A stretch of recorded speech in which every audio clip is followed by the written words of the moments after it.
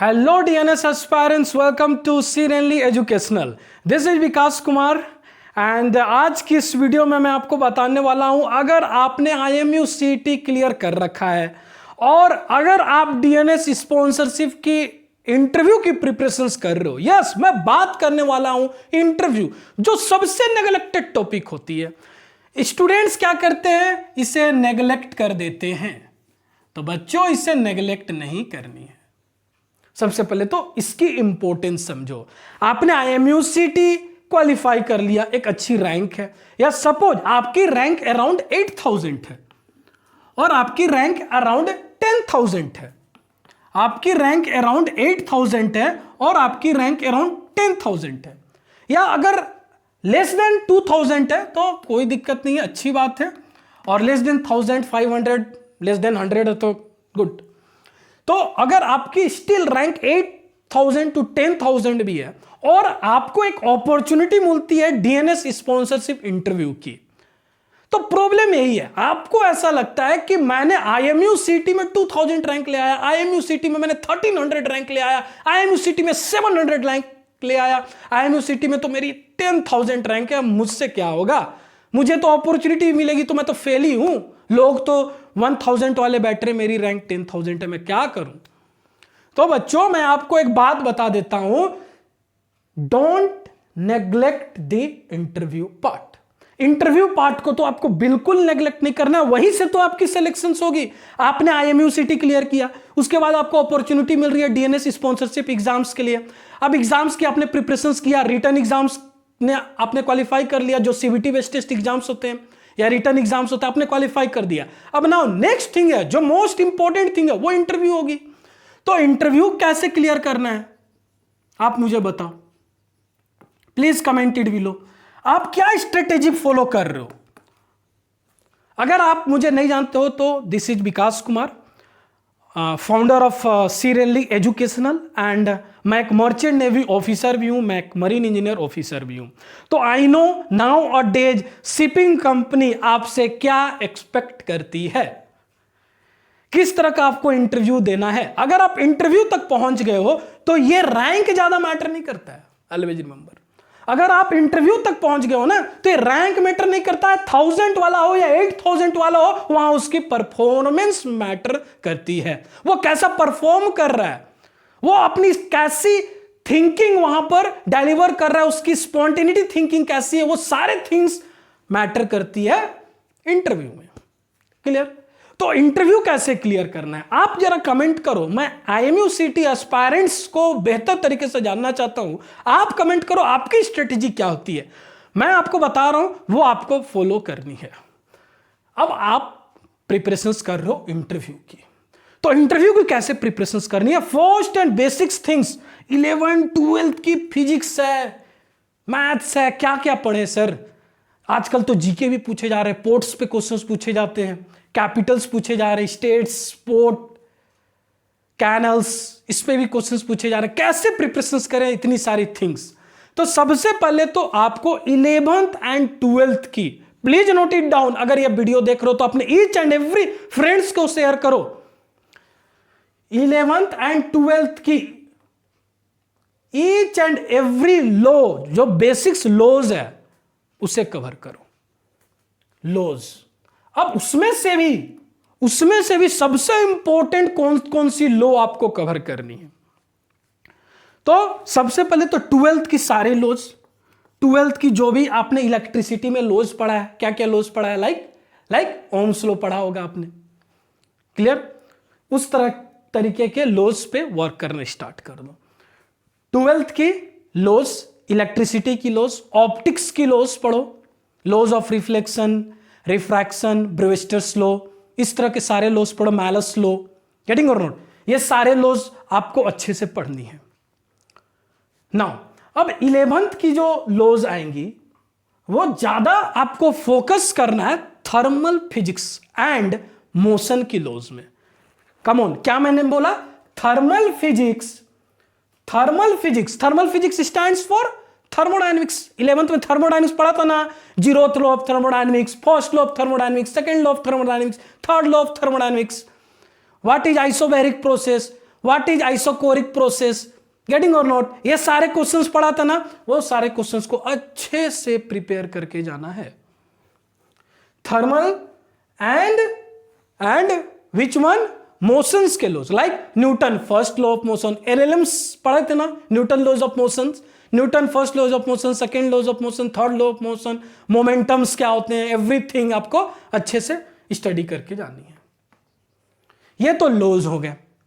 अब थ्योरी क्या क्या पढ़नी है, कौन कौन से इंपॉर्टेंट थ्योरी है, ये जस्ट मैंने आपको एक एग्जांपल दिया। लॉज में ये सारे थिंग्स आपको कवर करके जाने, क्योंकि टेक्निकल की जब मैं बात करूं ना, मैं तो टेक्निकल सब्जेक्ट लाइक 11 12 की सब्जेक्ट की बात करूं, तो इंटरव्यूअर 80% सिर्फ लॉज पे ही आपको क्वेश्चंस पूछेंगे। 80% लॉज पे, डायरेक्ट लॉज पे क्वेश्चंस पूछेंगे। What is Brewster's law in optics, what is Ohm's law, Faraday's law of electromagnetic induction, इस तरह के क्वेश्चंस वो लोग पूछते हैं। क्लियर? नाउ अब apart from this all things आपको क्या प्रिपेयर करना है, आपको जनरल साइंस की क्वेश्चंस प्रिपेयर करनी है। Yes, now what is general science? अब आप सोचते हो सर ये क्या नया टॉपिक लेकर आ गए हो, general science, that is GS. अब जीएस की कौन कौन सी टॉपिक हो गई, जस्ट मैं सारे टॉपिक्स तो यहां पर मेरे लिए पॉसिबल भी नहीं है, बहुत लंबी वीडियो जाएगी, जस्ट मैं आपको एक एग्जांपल देता हूं। General science means general physics related question. General physics क्या है, स्टार्स ट्विंकल ट्विंकल करता है, twinkle twinkle little star, questions पूछे जाते हैं भाई, उठाकर देखो, अपने सीनियर से पूछो जो ऑलरेडी डीएनएस स्पॉन्सरशिप क्वालिफाई किए, उनसे पूछो, ट्विंकल ट्विंकल लिटिल स्टार सब होता है इंटरव्यू में। तो भाई इस तरह के क्वेश्चंस आपको पढ़ने हैं। भाई स्काई ब्लू को क्यों है, वाई स्काई इज ब्लू, इस तरह के क्वेश्चंस पूछते हैं। डेंसिटी पे क्वेश्चंस पूछेंगे, माउंटेन्स एंड जो अर्थ की जो डेंसिटी है उस पर क्वेश्चंस पूछेंगे, बॉइलिंग पॉइंट्स पे क्वेश्चंस पूछेंगे। ये हो गए जनरल साइंस। बहुत सारे क्वेश्चंस हैं, बहुत सारे टॉपिक्स हैं, डोंट वरी, सबकी सॉल्यूशन है मेरे पास। इस तरह के क्वेश्चंस पूछते हैं। तो भाई हमारी कौन सी टॉपिक होगी, सेकंड टॉपिक। फर्स्ट टॉपिक क्या था, 11 12 की लॉज अच्छे से पढ़कर जाना है। सेकंड क्या पढ़कर जाना है, जीएस जनरल साइंस की टॉपिक अच्छे से पढ़कर जाना है। चलो भाई थर्ड टॉपिक है, थोड़ी बहुत तो भाई जीके भी चेक होगी ही आपकी, थोड़ी बहुत जनरल नॉलेज। तो अब जनरल नॉलेज जब आती है ना तो बच्चे घबरा जाते हैं कि भाई सर जी जनरल नॉलेज के लिए कैसे पढूं, कैसे इसकी मैं प्रिपरेशंस करूं। जीके नेम से ही ऐसा लगता है कि सर ये यूपीएससी की सिलेबस दे रहे हो क्या। तो भाई ये जीके ये कुछ अलग है, स्मार्ट वर्क करनी है। फर्स्ट ऑफ ऑल आपको थोड़ी बहुत बेसिक्स जीके पता होनी चाहिए। आप जिस स्टेट से बिलोंग करते हो उस स्टेट के चीफ मिनिस्टर्स कौन है, उस स्टेट के गवर्नर कौन है, उस स्टेट में क्या क्या डिफरेंट प्रोडक्शंस होते हैं, गेटिंग और मिनरल्स क्या हैं, ये सारे थिंग्स आपको पढ़नी है। स्टेट से रिलेटेड जो मैंने थिंग्स बोला please note it down, please note it down. Clear? तो ये तो भाई फर्स्ट पार्ट हो गया। चलो सर जी ये कर लूंगा, अब आगे बढ़ो सर जी। ठीक है मैं आगे बढ़ता हूं। सेकेंड टॉपिक होगी, भाई आप जा कहां रहे हो, मर्चेंट नेवी में, तो थोड़ी बहुत तो मर्चेंट नेवी की ज्ञान होनी चाहिए ना। थोड़ी बहुत मतलब थोड़ी बहुत पोर्ट की ज्ञान दे दो, थोड़ी बहुत पोर्ट की ज्ञान दे दो, like different types of ports. First time सुन रहे हो ना, होते हैं। Now second thing, what are the major port, what are the minor port, total कितने मेजर पोर्ट है, टोटल कितने माइनर पोर्ट है, लार्जेस्ट पोर्ट कौन है, लार्जेस्ट नेचुरल पोर्ट कौन से हैं, गेटिंग और नॉट, इस तरह के क्वेश्चंस। बिजिएस्ट पोर्ट कौन से हैं इंडिया में, बिजिएस्ट पोर्ट कौन सी है वर्ल्ड में, ये सारे थोड़ी बहुत सर्च करनी होगी। थोड़ी बहुत कैनल्स के बारे में पता होनी चाहिए, थोड़ी बहुत रिवर्स के बारे में पता होनी चाहिए। कितना कैसे पढ़ोगे इतने सारे चीज, डोंट वरी। नंबर थर्ड, और ऐसा नहीं है कि मैं आपको यहां पर डराने आया हूं, नहीं, मैं आपको गाइड करने आया हूं। ट्रस्ट मी, मुझ पे ट्रस्ट करो। मैं इंटरव्यू की बात कर रहा हूं, आईएमयू सीटी की बात नहीं कर रहा हूं, मैं इंटरव्यू की बात कर रहा हूं। Now next thing, third thing, first state, second port related, third थोड़ी बहुत कैपिटल्स पे वर्क करो, state and capital, state and capital. Clear? At least इतनी थिंग्स आपको पता होनी चाहिए जीके में। नाउ फोर्थ भी टॉपिक है, अभी खत्म यहां नहीं हुआ। अब आप बोलोगे सर अब हो ही तो गया, फोर्थ भी है, डोंट वरी। अब ये फोर्थ टॉपिक क्या है, basics aptitude and reasoning. Basics aptitude and reasoning, तो बेसिक्स एप्टीट्यूड एंड रीजनिंग्स क्या है सर, वहां पर वो लोग मैथ सोल्व करने देंगे क्या? मे बी हैं, ऐसे एग्जाम्पल्स हैं, बहुत सारे एग्जाम्पल्स हैं। वो लोग कुछ डिस्टेंस, स्पीड, डिस्टेंस, टाइम पे क्वेश्चंस पूछ सकते हैं। इस तरह के क्वेश्चंस काफी टाइम पूछे गए हैं, बट मोस्टली क्वेश्चंस होते हैं डायरेक्शन बेसिस पर। वो वाला क्वेश्चंस देखो ना, बहुत शानदार क्वेश्चंस होता है। रवि 5 कदम आगे बढ़ता है, then he turn towards left, फिर लेफ्ट के बाद 2 कदम आगे बढ़ता है, फिर 4 कदम पीछे बढ़ता है, फिर ही टर्न राइट, फिर 2 कदम आगे चलता है। इंसान क्या होता है ना, ऐसे ऐसे करते करते समझ में नहीं आता, इंटरव्यू पैनिक हो जाता है, खत्म, टाटा बाय बाय। आपको मैं ऐसी ट्रिक दूंगा ना, ऐसी ट्रिक दूंगा, ये करने की जरूरत ही नहीं है, सांप वगैरह बनाने की जरूरत नहीं है। सांप सीढ़ी हमें नहीं खेलना है इंटरव्यू में। हमें इंटरव्यू में लॉजिक बातें करनी है, स्पॉन्टेनिटी थिंकिंग बेटर होनी चाहिए, तभी बेहतर कर पाओगे सिप पे। ठीक है, तो इस तरह के क्वेश्चंस को आप विदिन 3 सेकंड में सोल्व करोगे। सेंटेंस 2 लाइन की हो, 4 लाइन की हो, 6 लाइन की हो, लेकिन डायरेक्शन वाली क्वेश्चन विदिन 3 सेकंड में आप सोल्व करोगे, ये मैं आपको चैलेंज करता हूं। ईच एंड एवरी IQ फाइक्यू कोई मैटर नहीं करेगा, each and every student 3 second में क्वेश्चन सोल्व करेगा, बिलीव मी। क्लियर? चलो, तो ये भाई 4 टॉपिक है। फर्स्ट टॉपिक क्या क्या थे? फर्स्ट टॉपिक था 11-12 की बेसिक्स लॉज। मैं क्या बात कर रहा हूं? DNS स्पॉन्सरशिप इंटरव्यू की बात कर रहा हूं, मैं IMU CT के ऊपर बात नहीं कर रहा हूं। तो आपको यह नहीं सोचना है कि मैं IMU CT की सिलेबस बता रहा हूं, मैं बात कर रहा हूं DNS स्पॉन्सरशिप। चलो भाई लिख देता हूं, DNS स्पॉन्सरशिप इंटरव्यू की मैं बात कर रहा हूं। ठीक है, चलो, तो 11-12 की लॉज पढ़नी है। थ्योरी क्वेश्चंस कुछ पूछेंगे, 80% लॉज पे ही क्वेश्चंस पूछे जाते हैं। सेकंड थिंग जनरल साइंस पूछेंगे, एग्जांपल आपको दे दिया था। थर्ड थिंग वो लोग जीके पूछेंगे, कैटेगरी क्या क्या है, state, port, state and capital. Now fourth thing is basics aptitude and reasonings, कुछ डिस्टेंस टाइम पर क्वेश्चंस पूछ सकते हैं, may be boat and stream पर क्वेश्चंस पूछ सकते हैं।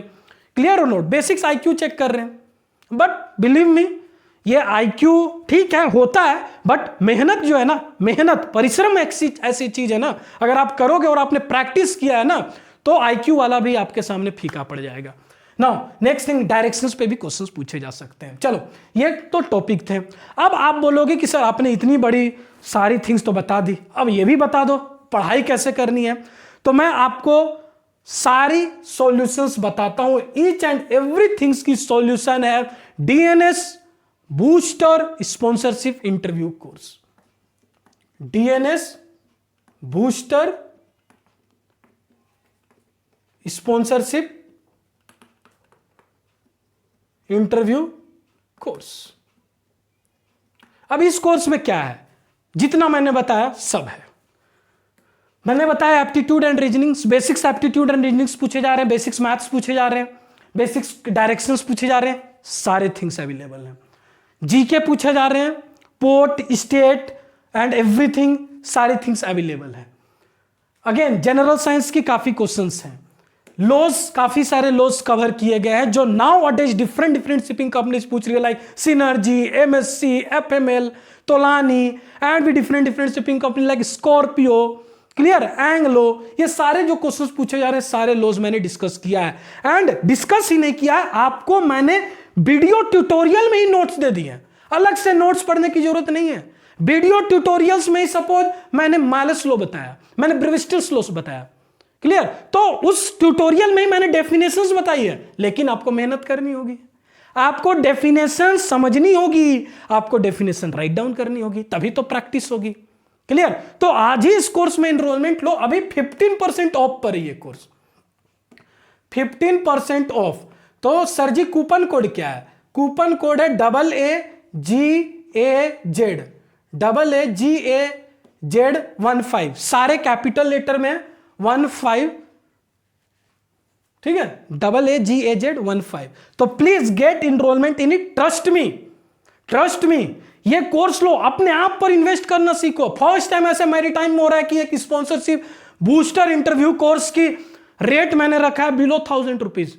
मीन्स अगर आप अप्लाई करोगे AAGAZ15 कूपन कोड तो अराउंड आपको 850 अराउंड या उससे लेस में ही मिल जाएगा। तो गेट इट नो यार, मुझे पता है नाउअडेज क्या एक्सपेक्ट की जा रही है आपसे। So please enroll it and yes, मैं ईच एंड एवरी स्टूडेंट्स को पर्सनली भी गाइड करूंगा। लिमिटेड अनलिमिटेड मॉक इंटरव्यू भी होगी। सो देरी किस बात की कर रहे हो, आज ही इनरोलमेंट करो और अपने सपने को साकार करो मर्चेंट नेवी में आने की। Stay tune, stay connected. Thank you.